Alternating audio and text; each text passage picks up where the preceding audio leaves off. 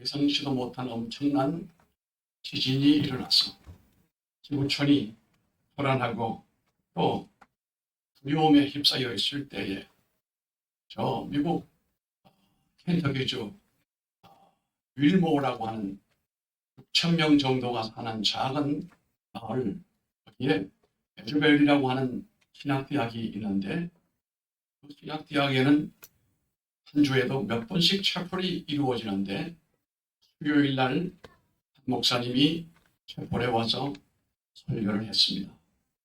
그 설교는 그렇게 대단한 설교는 아니었다고 했습니다. 어떤 기자가 물어봤습니다. 그 목사님에게 어떤 설교를 했길래 이 에즈벨리 대학에 부흥의 불씨가 붙었느냐 그랬더니 그 채플린이 대답하기를 제가 특별한 다른 어떤 설교를 한 것은 아닙니다.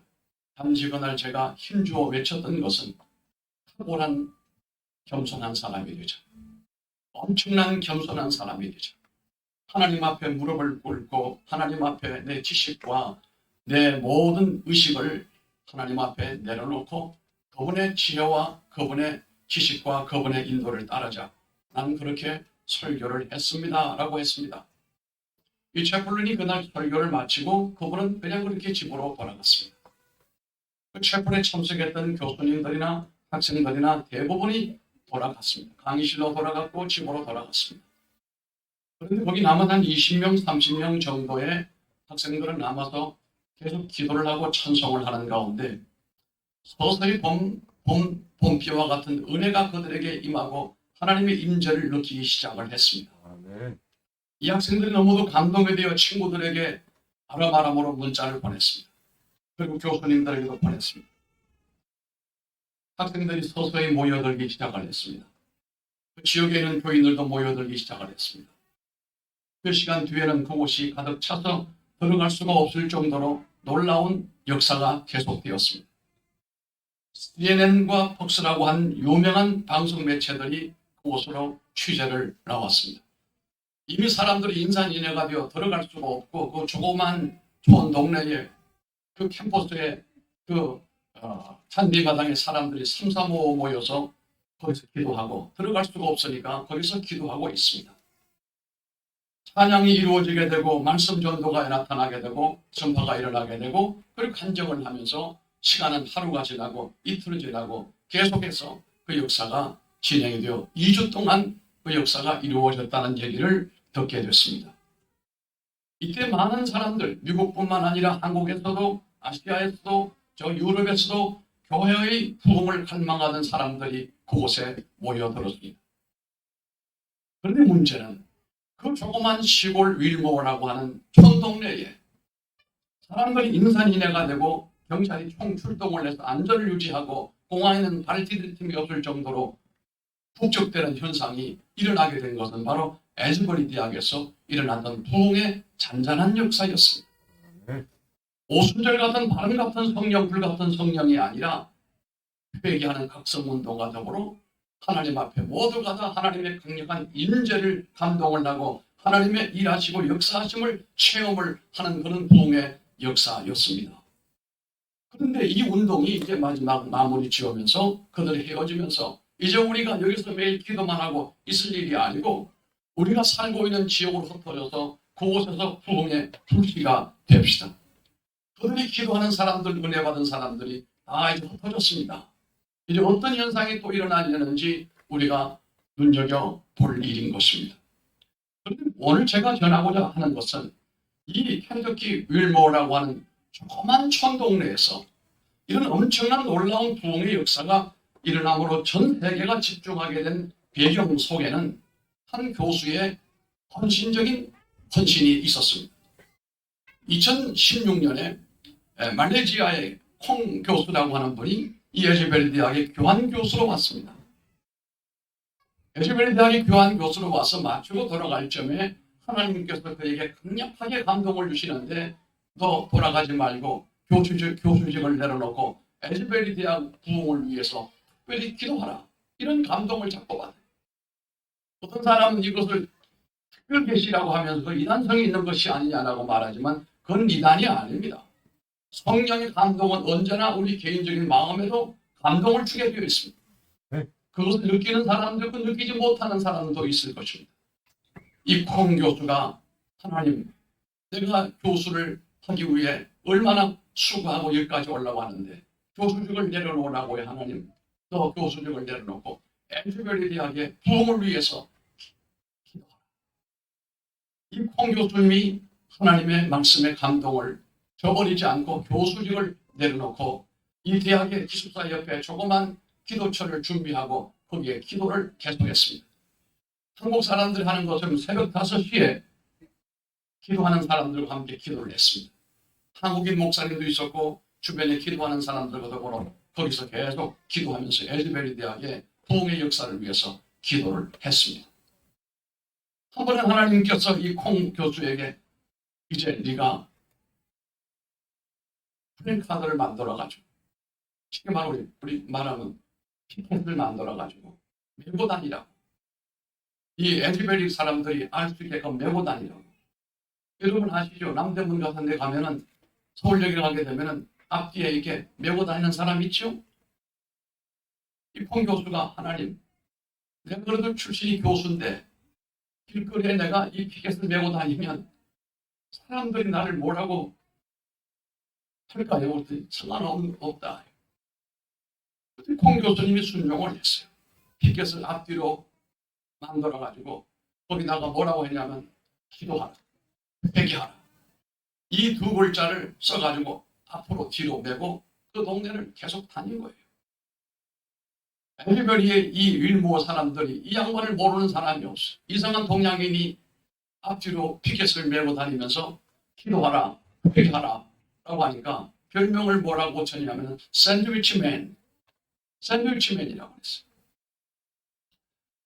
그런데 그가 그렇게 한참 전도를 하고 기도하는 가운데 또 하나님이 감동하시기를 또 이제 뉴욕으로 가서 홈리스를 위해서 사역을 해요. 홈리스라는 말은 길거리 집이 없는 사람들, 마약쟁이들, 알코올 중독자들, 또 생활이 없는 사람들, 직장이 없는 사람, 집이 없는 사람들, 정신병자들, 뭐 이런 어려운 사람들이 많습니다.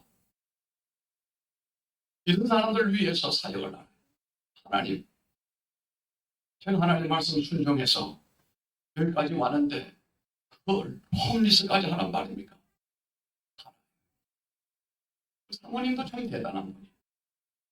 뉴욕으로 가서 홈리스 사역을 했습니다.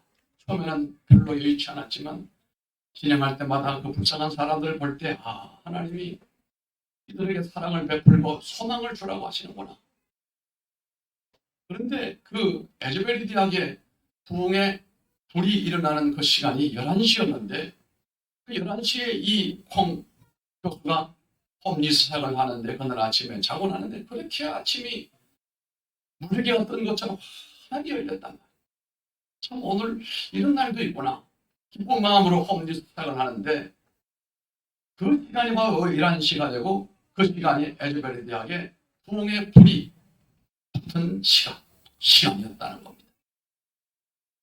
앞으로 우리가 좀 더 살펴보겠습니다만 한 사람, 콩 교수라고 하는 사람이 어렵게 공부해서 교수직에 올랐고 이제 청창대로를 나가는 이 사람에게 하나님께서 은혜를 입혀서 그로 하여금 기도하게 만들고 헌신하게 만들었는데 어찌 보면 그 사람의 헌신의 열매가 바로 에즈베리 대학의 부흥의 열매로 나타나게 됐다라고 말할 수 있습니다.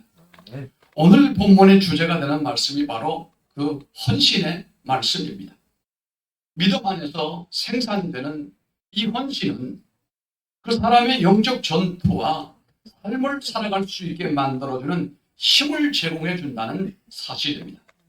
마치 질주하는 기관차의 연료와 같아서 에너지를 계속 공급을 받아서 그가 영적 전투를 하게 할 뿐만 아니라 하나님을 위한 헌신의 삶을 계속해서 살아갈 수 있게 하신다는 겁니다. 성도들이 계속 쉼없이 부지런히 성장하기 위해서 또 발전하기 위하여서 그는 반드시 헌신이라고 하는 연료가 있어야 한다는 사실을 오늘 본문의 말씀이 교훈하고 있는 것입니다. 성도를 그 목적과 한 방향을 향하여 꾸준히 불문직진하게 만들고 하나님의 뜻이라고 믿는 모든 상황에서 철저히 살아가게 하는 이 힘이 바로 헌신이라고 하는 것입니다. 우리가 살아가고 있는 이 세상에도 많은 종류의 헌신들이 있습니다. 요즘에 자녀들을 낳지 않으려고 발버둥을 쳐요. 물론 이해가 됩니다. 결혼하려고 하면 여러 조건이 맞아야 돼요. 또 결혼한 이후에 자식을 낳으려고 하면 그 자식을 놓고 부부가 맞벌이 하는 일이 이게 얼마나 어려운지 우리가 가까이에서 이렇게 살펴보게 되면 충분히 이해가 돼요. 보통의 일이 아니에요. 그래서 우리는 전 세계 OECD 가운데 출산율이 제일 저하된 0.78명이 되고 말았어요. 우리도 모르게 한국은 대한민국은 점점 초라되고 있어요. 같이 먹으면서 우리 김순자 집사님이 당신은 7남매였는데 왜 그렇게 많이 낳았느냐고. 사실은 그렇게 많이 낳았기 때문에 이렇게 번창하게 된 거예요. 수고로움이 따랐지만 그러나 이 부모가 자식을 향한 헌신이라고 하는 것이 있습니다. 우리가 여러 가지 헌신을 합니다만 부모로서 자식을 낳고 자식을 돌보고 키우고 하는 것이 헌신이거든요. 어떤 경우는 하나 아니면 둘, 어떤 경우는 셋. 나와서 옛날에는 사실은 헌신이 별로 없었어요. 그럼 지금은 부모가 자식을 향한 탁월한 헌신이 없으면 이 아이를 제대로 키워낼 수가 없어요. 부모님이 자녀를 향한 놀라운 그 헌신 말입니다. 또 어찌 보면 청년이 우리는 국방의 의무가 다 있습니다만 조국을 위한 헌신으로 군인을 간다. 나라를 위해서 봉사한다. 이것도 헌신이기 때문에 나라가 존재하는 거죠. 아내나 남편은 부부는 결혼하고 난 다음에 그저 사는 것이 아니고 둘 다 서로에 대한 헌신이 있어야 됩니다. 어느 한쪽만 헌신을 하고 어느 한쪽은 혜택만 보는 것이 아니에요. 서로 다 헌신을 해야 됩니다. 그럴 때 두 부부는 앞에서 말씀드린 것처럼 성장하게 되어지게 되고 응집이 생기게 되어지게 되고 부부의 강도 높은 사랑이 또 다른 열매로 맺혀지게 될 수가 있습니다. 어떤 일은 의로운 일에 자신을 희생을 합니다. 3.1운동을 통해서 많은 사람들이 고통을 당했어요. 그러나 그들의 의로운 헌신으로 인하여 우리 민족의 독립의 정신을 일깨웠던 것을 우리가 기억을 하고 있습니다. 이런 모든 종류의 헌신은 그 어떤 헌신이든 간에 우리에게 감동을 주는 것이 사실인 것입니다. 왜냐하면 헌신은 어떠한 일에 스스로를 바치지 않고서는 설명될 수 없는 것이기 때문에 그렇습니다.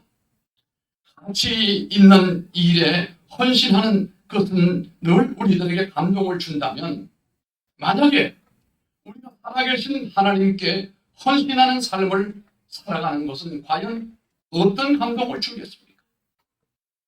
하나님을 위해서 우리가 헌신하게 될 때 거기 어떤 열매가 맺히겠냐 이 말이에요.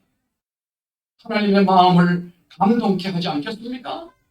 또한 성경은 하나님께서 성도들의 온전한 헌신으로 감동하는 모습을 많이 보여주고 있습니다.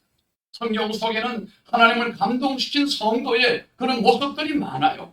여러분도 그렇게 되기를 바랍니다. 한번 따라합시다. 나는 하나님을 감동케 헌신하리라. 아름답습니다. 하나님의 마음을 감동케 하는 사람을 우리가 복된 사람이라고 말을 해요. 그들을 통해서 하나님께서 계획하신 중요한 일들을 그들을 통해서 성취하시는 분이에요. 반드시 헌신이라고 하는 사람을 헌신된 사람을 통해서 하나님의 뜻이 열매 맺어진다는 사실입니다. 역대하 30장 12절 말씀을 보면 하나님의 손이 또한 유다 사람들을 감동시키사 그들에게 왕과 반백들이 여호와의 말씀대로 전한 명령을 다 마음으로 준행하게 하셨더라 하셨어요. 자신을 하나님의 일에 온전히 바칠 수 있는 것이 바로 헌신인데요. 헌신은 말로서나 생각으로서 이루어지는 것이 아닌 것입니다. 이 모든 것이 실제로 행동으로 이어져야 되는 것입니다. 움직이고 나아가야 나타나는 것이 헌신인 것입니다. 움직이고 나아감으로 이루어진 헌신의 내용을 통하여 함께 우리가 은혜를 나누고자 하는 것입니다. 여러분 헌신이 말과 생각과 믿음에서 행동으로 옮겨지게 될 때 거기에는 기쁨이 있는 것입니다. 사람들 헌신이라고 하는 것은 힘든 과정이고 나만 고생하는 줄 알지만 여러분 헌신이라고 하는 것을 통해서 우리가 얻는 기쁨, 얻는 열매가 훨씬 큽니다. 헌신에는 반드시 기쁨이 있어요. 자신을 내어 맡겨야 하는 헌신에 어떻게 기쁨이 있을 수 있느냐? 자신의 모든 소유를 허비해야 하는데 어떻게 기쁨이 나타날 수 있는가? 특히 헌신으로 자신의 삶에 고통이 온다면 그것을 어떻게 이해를 해야 하는가? 사도 바울은 하나님께 철저히 헌신된 삶의 모범을 우리들에게 잘 보여주었고 이 골로새에서도 유감없이 드러내고 있음을 우리가 확인했습니다.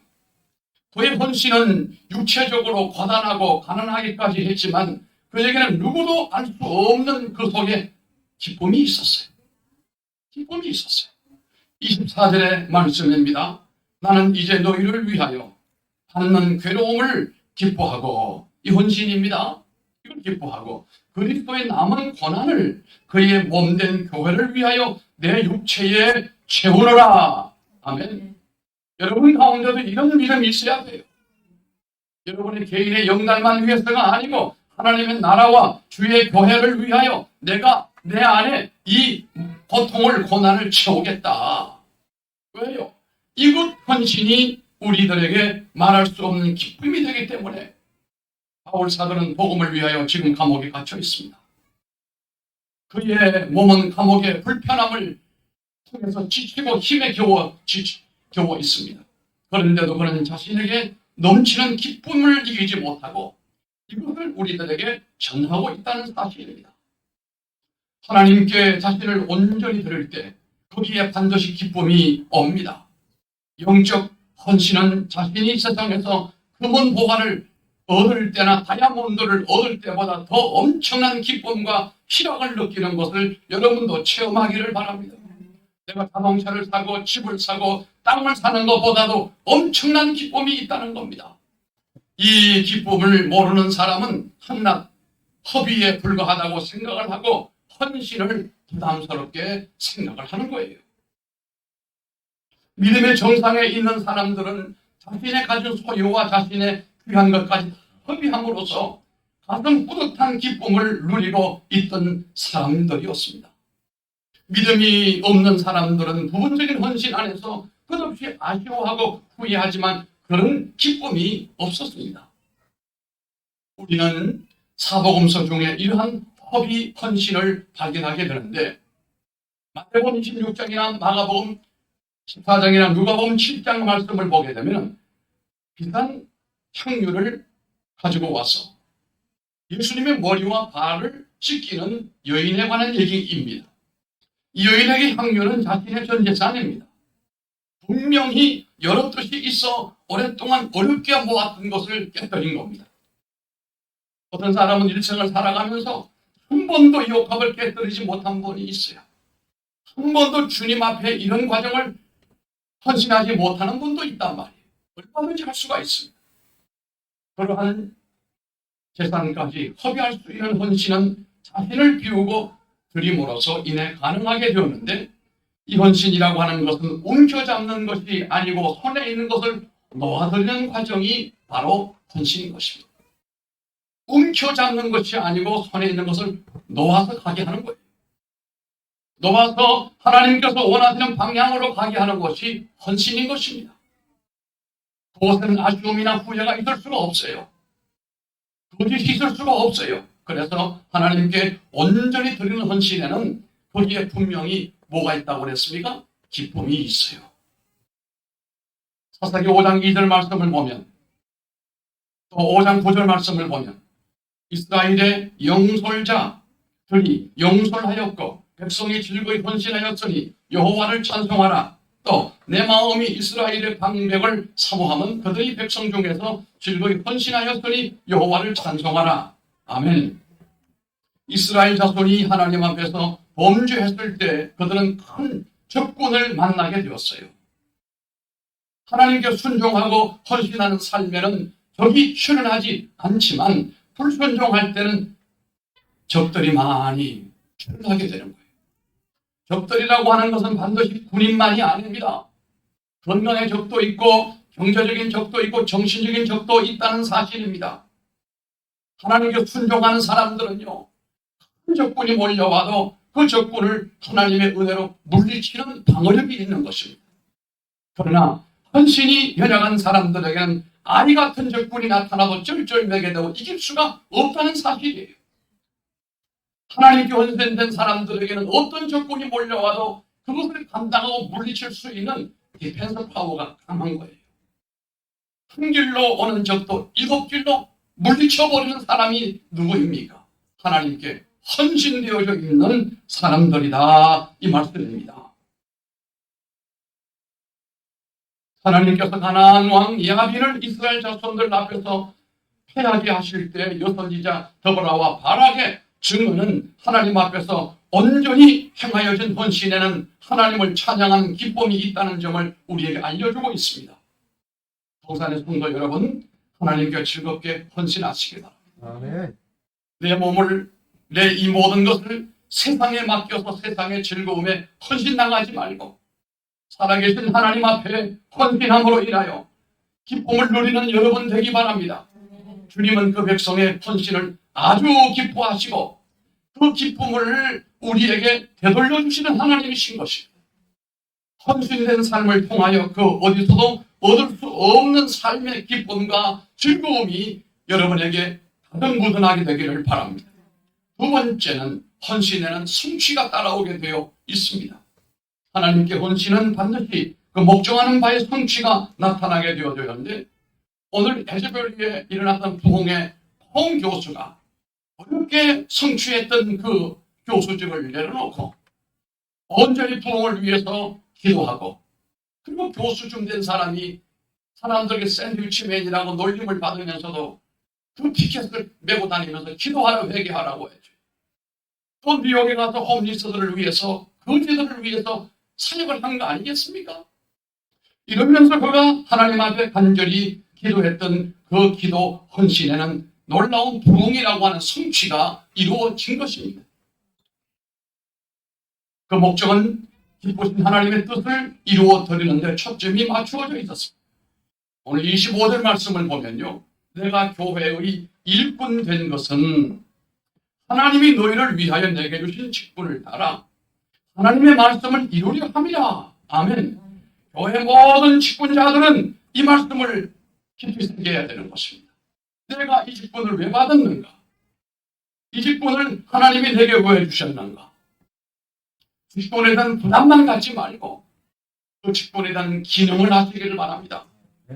사도 바울은 그의 복음의 헌신은 하나님의 약속을 성취하기 위한 것이라고 증명을 합니다. 자신의 사사로운 목적을 이루기 위한 헌신은 그 어떤 곳에서도 찾아볼 수가 없어요. 그에게 흔히 자신을 희생한 대가를 찾는 것이 인지상정 아닙니까? 사람은 희생한 것만큼 당연히 대가를 누리는 것인데, 그러나 하나님의 사람들에게 돌아간 대가는 너무 역설적인 것으로서 그렇게 헌신을 했음에도 불구하고 어떤 이에게는 죽음이라고 하는 것이 옵니다. 어떤 이에게는 매질과 고통이 오게 되어 있습니다. 우리가 잘 아는 것처럼 자신을 하나님의 복음 전하는 일에 온전히 헌신했던 스테반은 죽음이라고 하는 대가를 맞았어요. 돌로부터 매맞음을 당했다, 이 사실인 것입니다.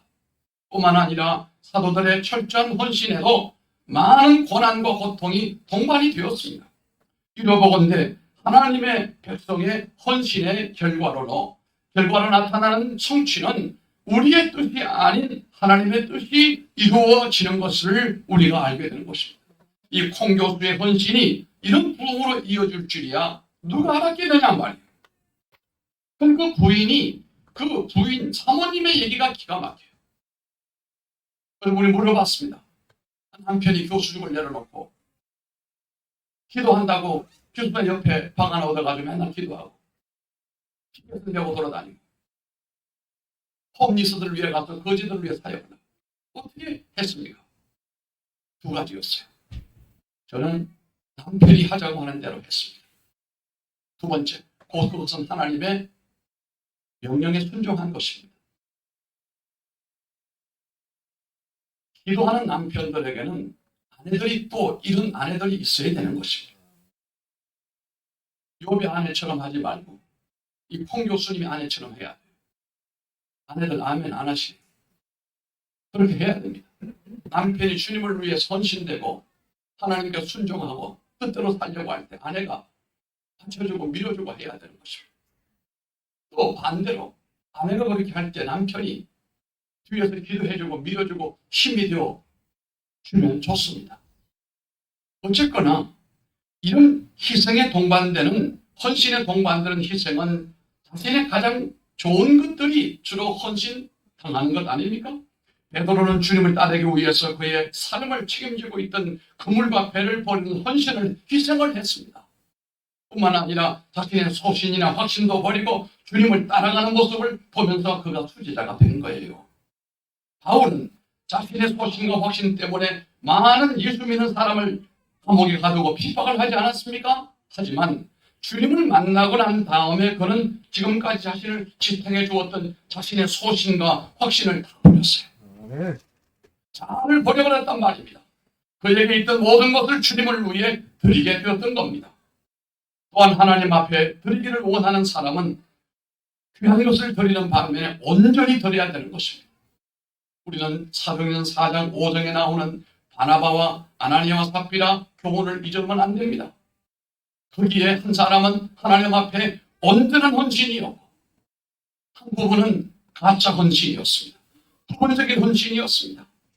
주님은 이 온전한 헌신을 받으시고 이 바나바를 축복하셨던 모습을 사도행전 5장에서 우리가 보고 있습니다. 하나님께서는 억지로 헌신을 원하지는 않습니다. 그런 적이 없습니다. 하나님은 우리들에게 억지로 헌신을 요청하지는 않습니다. 하나님께 은혜를 입었음을 깨달았을 때 그런 누구든지 기쁨과 즐거움으로 자원하여 하나님 앞에 헌신하는 것입니다. 그러할 때 그 희생을 자신에게 하나님은 기쁨으로 화답해 주시는 역사를 우리가 많이 볼 수가 있습니다. 여러분과 저는 주님을 향한 헌신으로 무엇을 드리기를 원하십니까? 마음의 감동을 믿음으로 승화하여 늘 자신을 쳐서 주님께 바치고 내가 가지고 있는 것 중에서 귀한 것을 주님께 항상 드리기를 원합니다. 절대로 희생이 있는 헌신을 단번에 크게 하려고 하지 말고 작은 것에서부터 차근차근 높여갈 수 있기를 바랍니다. 예를 들어 주일날 하나님 앞에 예배를 드리기를 원하신다면 조금 일찍 오시기를 바랍니다. 오늘이 늘 늦게 오는 분이 있는데 오늘 좀 일찍 왔어요.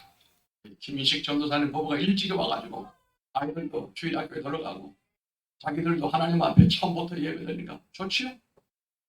좋답니다. 이왕 우리가 하나님께 예배를 드리려면 조금 일찍 오고 조금 서둘르고 이게 바로 헌신의 발전적인 과정이에요. 일찍 일어나는 수고와 준비를 어찌 감당하지 못하겠습니까? 또한 하나님 앞에 봉사의 직분을 맡았으면 자신에게 주신 잘하는 것부터 동원을 해서 하기 바랍니다. 최선을 다하여 자신에게 주신 장점과 은사를 발휘해 보시기를 바랍니다. 때로는 헌신은 자신에 가장 가깝고 귀한 것을 희생해야 될 때도 옵니다. 하지만 이것이야말로 하나님의 기쁨이 되는 것도 없다는 사실입니다. 출애굽기 32장 29절에 보니까 모세가 이르되 각 사람이 자기의 아들과 자기 형제를 쳤으니 오늘 여호와께 헌신하게 되었느니라. 그가 오늘 너에게 복을 내리시리라. 아멘. 여러분 이 말씀이 무슨 말씀이냐면요. 모세가 하나님께 십계명의 말씀을 받아왔는데 시내산에서 내려왔는데 이스라엘 백성들이 금송아지를 만들어서 거기다 경배를 하고 엎드려 절을 하고 난리가 났습니다. 하나님이 진노했습니다. 하나님이 그들에게 베풀려고 했던 은혜와 축복은 중단되어 버리고 말았습니다. 하나님의 진노가 나타나는 가운데 이스라엘에게 복이 사라지고 말았다 이 말인데, 그런데 그 중에 레위인들이 일어나서 출애굽기 32장 27절의 말씀을 보면은 레위인들이 일어나서 칼을 들고 나와가지고 그렇게 하나님 앞에 반역을 하고 이 송아지 우상 앞에 절하고 춤추던 사람들을 칼로다가 그들을 쳤어요. 그 중에는 자기 형제도 있고 친구도 있고 이웃도 있었어요. 여기 놀라운 얘기예요. 이것이 하나님에 대한 헌신이었어요. 하나님의 말씀을 율법을 받아왔는데 그 밑에서 송아지 우상을 만들어 놓고 절하고 경배하고 난리 피는 사람들, 이로 인하여 하나님의 은혜와 축복이 중단된 것을 알고 레위인들의 열심히 일어나서 칼을 들고 나가서 자기 형제, 자기 이웃, 친구 할 것 없이 그 우상 앞에 난리 폈던 사람 목을 쳤다는 사실이에요. 그들이 각기 친구와 이웃과 형제를 죽일 때 얼마나 마음이 아프고 고통스러웠겠어요. 하지만 이것은 곧 이스라엘 백성들이 죄와 단죄를 선언하고 하나님의 거룩함을 자신들의 삶에 실행하는 행위였던 겁니다. 그 어떤 희생을 치르더라도 하나님을 사랑하고 죄를 미워하는 삶을 향한 그들의 헌신 때문에 하늘의 문이 열리고 하나님이 그들에게 은혜와 복을 내려주셨다는 말씀이 바로 이 말씀이에요. 말씀을 마치겠습니다. 희생이 없는 신앙은 아무런 열매를 얻지를 못합니다. 하나님 앞에 드려지는 성도의 희생은 원래의 자리를 되찾아갈 뿐만 아니라 있을 곳에 있게 만들고 없을 곳에 없게 만들어주는 것도 사실인 것입니다. 그래서 성도, 곧 우리에게 헌신의 희생은 자원함과 기쁨으로 찬송 가운데 이루어지게 되고 이러면서 하나님의 역사가 그 헌신자들을 통해서 성취되어지고 일어나게 되는 역사가 있을 줄로 믿습니다. 이 믿음이 바로 여러분의 믿음이 되기를 바랍니다. 존귀하신 아버지 하나님, 은혜와 사랑을